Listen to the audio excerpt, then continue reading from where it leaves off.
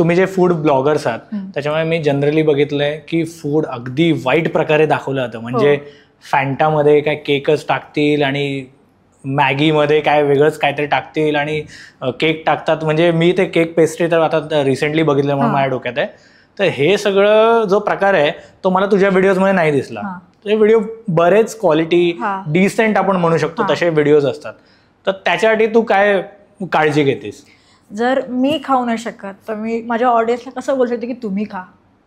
मी खाते तर मी सांगू शकते की तुम्ही पण खा. कारण जर मी माझा जीव धोक्यात घालून ते गोष्टी खाऊ शकते तर तुम्ही पण घालायला काय त्रास नाही. जर मीच खाऊ शकत नाही तर मी तुम्हाला कसं सांगणार. तर मी ट्राय करते की जर मी नाही खात तर मी नाही. आता मी माझ्या पेजवरती तुला असं केक किंवा असं गोड गोष्टी नाही दिसणार कारण मी नाहीच खात. तर मला कोणता कॅफे पण येत नाही असं स्वीटवाला काहीच येत नाही. मी चहा पित नाही तर मला चहाचे ब्रँड खूप आलेले तर मी चहाचं पण नाही करत. ज्या गोष्टी मी करतच नाही ना तर मी दाखवतच नाही. जशी मी आहे जसं मी खाते त्याच गोष्टी मी दाखवते. मग माझं ते हे क्लिअर आहे की मला काय दाखवायचं आणि मला काय नाही दाखवायचं आहे. आता तू जे म्हणाले की तुला ब्रँड्स येतात, हे ब्रँड्स येतात म्हणजे एक्झॅक्टली काय असतं आणि ह्याची प्रोसेस काय आहे? म्हणजे हे तुम्हाला ब्रँड्स अप्रोच कसे करतात आणि काय आहे एक्झॅक्टली हे सगळं?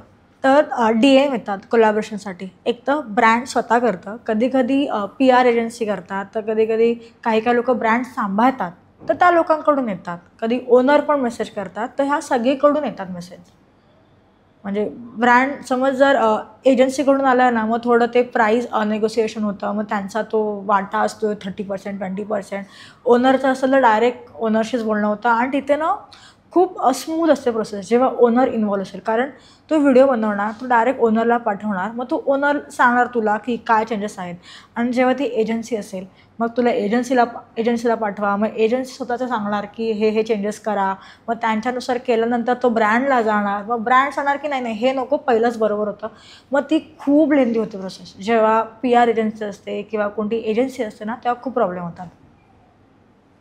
जेव्हा डायरेक्ट ब्रँड येईल ना तेव्हा त्यांना माहिती आहे की तुझं पेज काय आहे तेच ते बघून डायरेक्ट आलेलं आहे.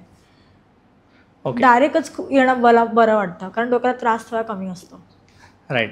सो आता हे जेव्हा ब्रँड्स तुझ्याकडे येतात तेव्हा हे कोलॅबोरेशन पेड असतात म्हणजे ह्याच्यातून इन्कम जनरेट कशी करतात तुम्ही लोक बेसिकली? आता डिपेंड आहे की ती कॅटेगरी काय आहे. तुला माहिती असायला पाहिजे की तुझी कॅटेगरी कोणती चांगली आहे.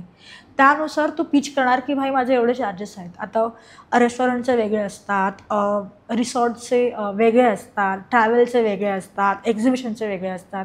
कारण तुला माहिती आहे तुझा हा कॉन्टेंट जाणार आहे. आता सी फूडचे वेगळे असतात आणि माझे व्हेजचे पण. कारण माझे व्हेज जास्त जात नाहीत, कधी कधी जातात पण माझे सी फूडचे जातात. मग प्रत्येकाचे चार्जेस वेगळे असतात. आणि आता असं पण नाही आहे की आता शूट झालं आहे व्हिडिओ गेला आहे तर लगेच पैसे नाही आहेत.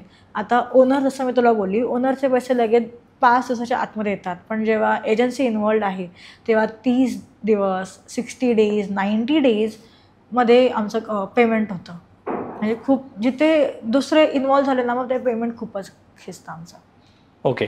मग जेव्हा तू जे काही कोलॅबोरेशन घेते पेड कोलॅबोरेशन असतील किंवा फ्री त्यात तू असे रेड फ्लॅग काय ठरवलेले आहेत की बाबा ह्या गोष्टी नाही करायच्या? कधी कधी गेलं ना की तिथला सर्व्हिस ते लोक ना नीट नाही देत. जर तुम्ही ब्लॉगरलाच नीट सर्व्हिस देणार नाही तर तुम्ही कस्टमरला कसं देणार. मग हे त्या गोष्टी त्यांना सांगायला लागतात की जर तुम्ही म्हणजे थोडंसं नीट वागा. कारण काही लोक ना खूप चांगले असतात. बीट पेमेंट किंवा सर्व्हिस त्यांची खूप चांगली असते आणि खूप चांगले असतात बोलायला. मग ते मला असं वाटतं ग्रीन फ्लॅग आहेत. म्हणजे व्हिडिओला म्हणजे एक फ्रीडम देतात कॉन्टेंट क्रिएट करायला. काही लोक तसे नसतात. आता मला खूप लोक भेटले जिथे माझं शूट चालू आहे आणि ते बोलले की नाही हा व्हिडिओ कसा आला हा दाखव म्हणजे त्यांना सगळे व्हिडिओ दाखवायला लागतात. ते चुकीचे. जर तुम्ही एक कॉन्टेंट क्रिएटरला बोलवलं आहे तर पूर्ण फ्रीडम त्यांना द्या की त्यांना कसा व्हिडिओ हवा आहे त्यांच्या स्टाईलने बनवायचा. पण ते कधी कधी असं नाही होत. कारण आताच जस्ट मी एक ब्रँडबरोबर व्हिडिओ केला. तर आता रेड फ्लॅग कसे आहेत माहिती आहे. कधी कधी तू शूटला गेलास तर ब्रँड किंवा ओनर ना तुला विचारणार की नाही व्हिडिओ दाखव हा अँगल कसा आलेला आहे. कधी समज मी फ्रंटमध्ये व्हिडिओ बोलली की अरे ही ताजी मच्छी मग तो आत्ताच मला तो व्हिडिओ दाखव बरोबर झाला आहे की नाही. मग ते सांगणार की नाही असे शब्द बोल तसे शब्द बोल ह्या अँगलने. मग तुम्ही जर एका क्रिएटरला बोलवलं आहे तर ते फ्रीडम त्याला द्या की त्याला त्याच्या पद्धतीने त्याच्या स्टाईलने व्हिडिओ काढू द्या. पण ह्या गोष्टी आल्या ना मग ना तो एक व्हिडिओ क्रिएट करायचं जे पॅशन असतं ना पॅशन नाही म्हणणार म्हणतात की नाही मला हा ना व्हिडिओ चांगला द्यायचा आहे, मग ते थोडं डाऊन होतं. कारण जर तू सारखं सारखं त्या गोष्टीत ना घालणार की नाही आणि तो व्हिडिओ मला जातच नाही. जेव्हा मला असं कोण त्रास देतं ना, तो व्हिडिओ मी कितीही त्याच्यात माझं 100% ओतला ना तरी तो व्हिडिओ जात नाही. आणि असे खूप लोक असतात जे त्यांना ते क्लिअर नसतात की त्यांना काय दाखवायचं आहे. आता सांगते, एक बेसिक जरी नॉर्मल व्हिडिओ आहे, एक USP जरी सांगितला ना चांगला, तो व्हिडिओ जाणार. पण ह्या लोकांना त्याच्यात 1000 गोष्टी टाकायच्या की आमच्याकडे हे पण आहे, हे पण आहे, हे पण आहे. म्हणजे तेच खूप असतात काही काही रेड फ्लॅग. आणि काही काही ग्रीन फ्लॅग एवढे चांगले असतात ना की सांगतात की तुम्ही तुमच्या हिशोबाने व्हिडिओ बनवा. आणि आमचं एक असतं फिक्स की व्हिडिओ रील म्हणजे लाईव्ह जायच्या आधी ना अप्रुव्हलला जाते आणि मग तो ओनर बघणार छान आहे त्याच्यानंतर मी टाकते.